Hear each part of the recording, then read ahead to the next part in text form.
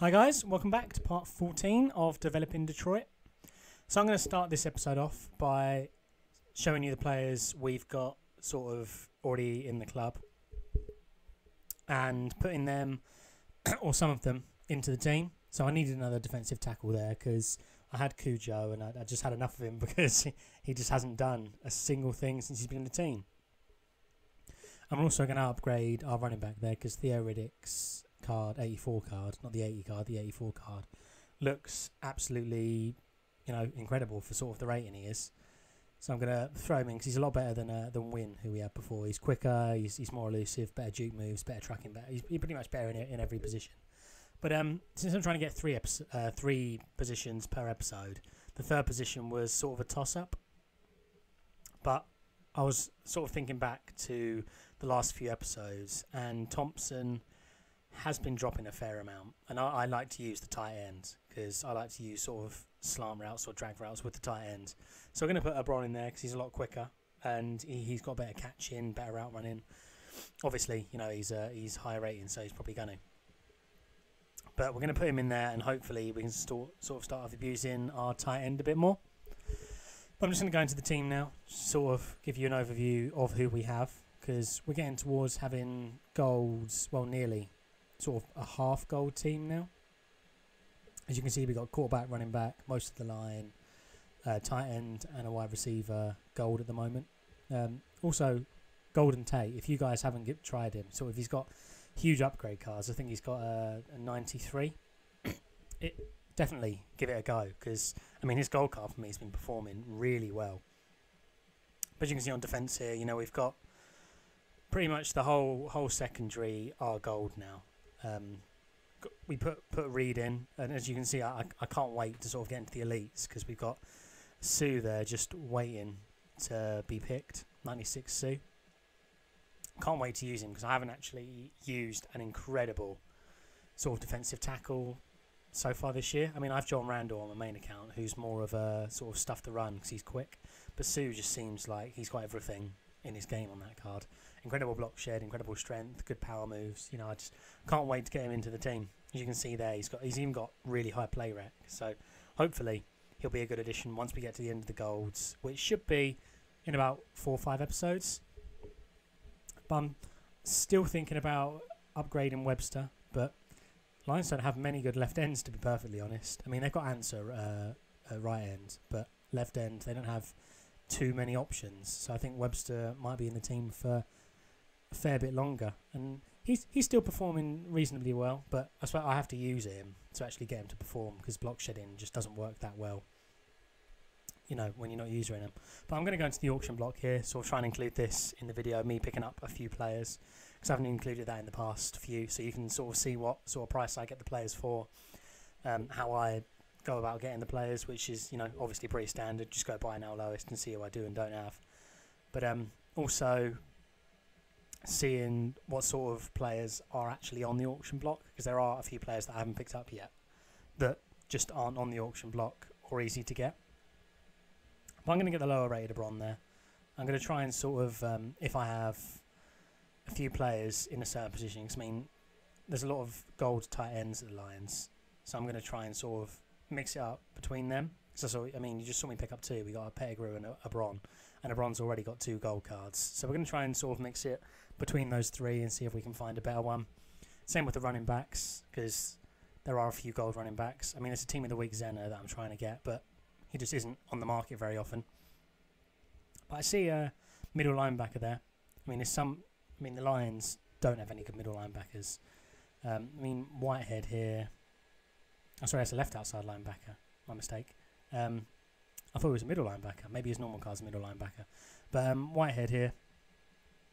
We're going to pick him up because we do need a new left outside backer. But I think the problem with the Lions is they don't actually have that many high-rated players. But the high-rated players they do have are really good. So like Calvin, like Sue, like Stafford. They obviously have a good core, but an answer because he's got a 95. But I picked up his 92 here for about 32k, which is an absolute steal because I'll show you here on the market. I picked up his 92 one.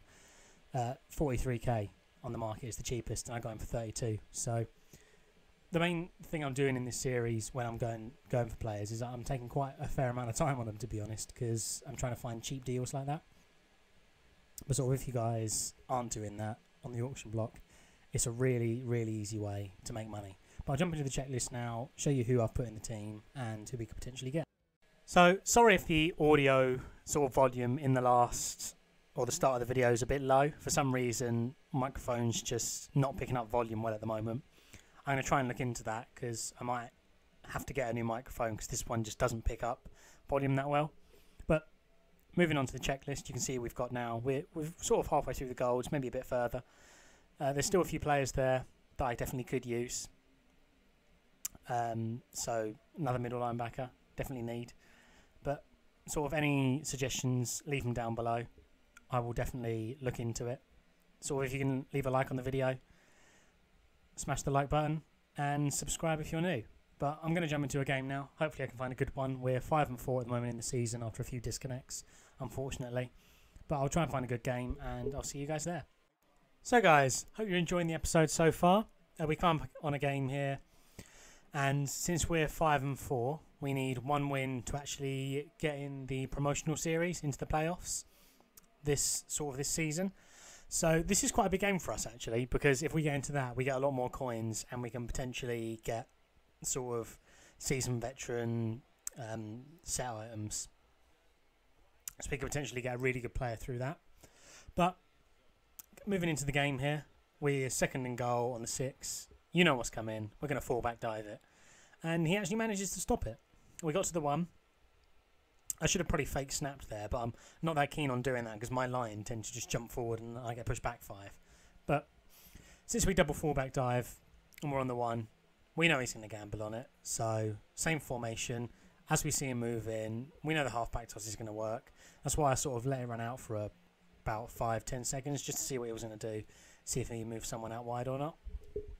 But he didn't, and Theo gets his first touchdown for the team. So he's looking like quite a good pickup so far, actually, because since we've upgraded our line and we've got a better running back in now who's actually reasonably quick. I think he's got 90 speed, so he's not rapid, but you know that's reasonably fast. We can actually start abusing him for some plays because we can sort of do off tackle runs or dive down the middle.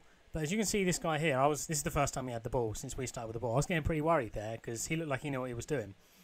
But when it actually came to the game, shutting him down wasn't insanely difficult. Like, it wasn't an easy game, don't get me wrong. It was a very close game, as you'll see by the end result. But he never ran the ball, to be honest. I mean, he ran the ball a few plays in the game. And I thought, I mean, if I wasn't using a lineman there, I probably could have had that locked up. But as I'm sure a lot of you are aware from watching me through the series, my user skills are terrible, which is why I tend to use a lineman, because I can block shed and try and get a sack in. But I thought he might try a pass there, since he hadn't done any runs yet in the game. But I mean, he was going to score on the 2 anyway. My red zone defense isn't great, especially with lower rated players, because they can't. It's a lot of it's about play recognition when you're in the red zone, and their play rec is just terrible. But he gets us to 4th and inches here. We managed to just punch it into the end zone, luckily. I mean, that was a big turning point in the game, that. But it was towards the end of the second quarter. I thought I'll get one more run in and I'll spike the ball on 1 second, get a field goal. But with 10 seconds left in the red zone, my players decided not to actually go for the ball. But moving into the second half, we force him to punt straight away. That's the main reason I use the lineman, because you can force things like that. And we make a terrible read. I mean, I was trying to abuse a Bron this game to sort of try and get a few plays with him, since it's the first time we're using him. And my user skills, I mean, I thought he was screening to the right, and I don't really know why, so I gamble right. I mean, if I went left, I probably could have stopped that. But obviously he gets the touchdown, which is very annoying considering there's only 1 quarter left, since we both ran down the entire 3rd quarter. But we're at this point, we're down. I still believe we can win this, because I mean, it's only 1 possession I need to score and then stop him. And his offense wasn't amazing, it was stoppable. I mean, we forced him to punt, I think, 3 times this game, but my offence was just absolutely terrible. I mean, this is the only game I played today, so I wasn't really in the hang of things. But, you know, he obviously gets the touchdown there. We make... Ebron is definitely an upgrade to the silver tight end we had. I think it was Thomas we had. But Ebron's definitely an upgrade. He's so quick, and his route running is really good, which is benefiting me. Like I said earlier in the episode, slant routes with tight ends are brilliant because, like a lot of people say, they're a matchup nightmare. I mean, you can't sort of one man mark them, and if you pick the pass at the right time, their zone defense isn't going to cover it. But you can see we forced him to punt again. Bounced off a tackle there, got a few extra yards in, which actually does make a big difference, as you'll see. So we sort of motion out to the right, make him confused as to, so he doesn't know what we're going to do, and we see wide open there again. And that pretty much got us in field goal range. I mean, it nearly did. We just made a few runs to sort of wind down the clock. We QB kneeled it. I mean, we're going to do that to win the game because this is a must-win game for us to get into the playoffs. So we get to 3 seconds left. We call a timeout just with calling the kneels. I mean, a lot of people think that's sort of a cheesy, cheap thing to do, but I mean, if they do it in real life, why not do it in the game? But we managed to just pick up the win there, 17-14. Very close game. I mean, we've had a lot of close games recently, which is definitely making, I think, the series a lot more exciting than it was. Sort of. I mean, last episode we got a blowout, which is good, but most of the games are sort of close games. Definitely good to see. But I'm going to bring up the checklist here. I mean, down below in the comments, if anyone's made it this far, let me know. Let me know by commenting sort of your favourite Lions player. Comment down below. Let me know your favourite Lions player. Actually, no, scratch that. Let me know your favourite player for your team and obviously your team. Because I like to see who sort of makes it through this far in the video. But as you can see the checklist there. Who you want down below as well. Comment that. Give the video a like, because I mean, the more likes I get on these videos, obviously the more encouraged I'm going to be to push them out. So if you're enjoying the video, give it a like. And subscribe if you're new, because it's nice to see continual subscribers coming in since I've been doing it for about a month now. And we're already at 120, which I think is incredible. Like, thank you all so much for subscribing to the channel. But I will see you guys tomorrow for the next part 15 of Developing Detroit.